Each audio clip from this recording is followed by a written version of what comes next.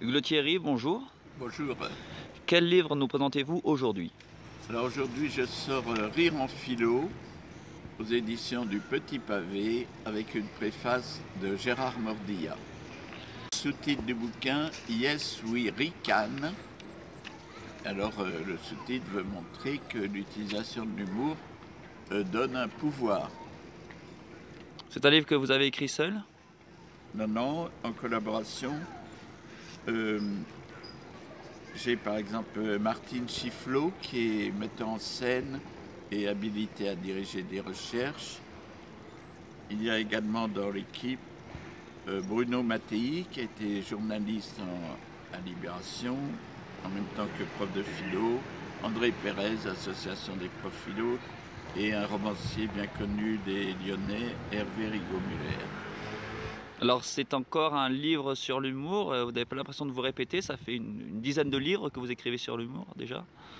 Oui, mais chacun a son objet particulier. Il y a eu deux trilogies, la première au XXe siècle, préfacée par Mérieux et parue chez Debouc, et la deuxième au XXIe siècle, qui a eu un tas de changements dans les publics, les contenus entre les deux siècles, il fallait tout refaire. Et puis il y a eu des livres sur l'humour dans les langues, dans les ateliers d'écriture, etc. Et j'avais oublié ma propre discipline, la philo, donc il était temps d'en parler.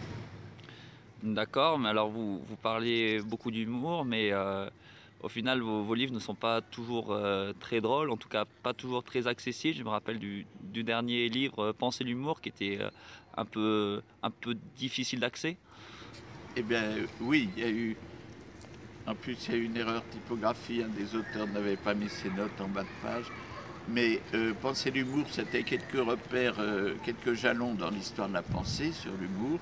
Tandis que là, c'est l'humour dans la pratique. Le lycéen qui se moque de son prof en terminale, l'université populaire qui affiche des intentions et dont les pratiques ne correspondent pas toujours.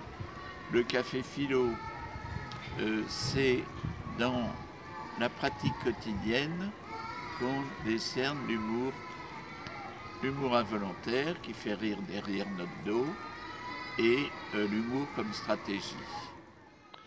D'accord. Pouvez-vous nous donner quelques anecdotes sur le Oui, livre? oui, par exemple l'écrivain Bernard-Henri Lévy, se fiant sur la foi de ces nègres, c'est-à-dire il y a beaucoup d'écrivains qui utilisent des nègres, qui travaillent pour eux, avait pris au sérieux une référence d'un supposé philosophe latino-américain du nom de Botul qui aurait travaillé sur la vie sexuelle d'Emmanuel Kant. En fait, c'était une farce, comme il l'a reconnu par après, mais il s'est un petit peu ridiculisé. Donc j'ai un collègue qui s'appelle Kromichev, qui a mis un inspecteur dans le coup et qui a fait une commémoration de ce philosophe Botul qui n'a jamais existé. Première anecdote. Et deuxième, dans un ordre différent, le romancier Rigaud-Muller cite des passages sur son roman Des poupées gonflées, une élève de terminale harcelant sentimentalement son prof, lui mettant des billets doux dans son casier, le prof complètement affolé, qui l'élève menace de se jeter par la fenêtre pendant le cours s'il ne la regarde pas tout le temps. Et ça, c'est des choses qu'on rencontre dans l'enseignement tous les jours. Le prof de philo est particulièrement ridicule parce qu'il vit ces mêmes phénomènes, il en est parfois victime, mais il prétend avoir un recul, une théorie là-dessus. D'accord, il y a aussi beaucoup, je crois, d'illustrations dans votre livre. Oui, j'ai plusieurs dessinateurs, en particulier Gérard Million, et je pense la lecture de cette nouvelle collection, donc, qui s'appelle Le Cercle des Philosophes, réjouira tout un chacun, y compris les bouquins précédents sur Diogène, sur Hipparchia, la femme cynique grecque. Où pourrons-nous vous rencontrer pour parler de ce livre plus en détail?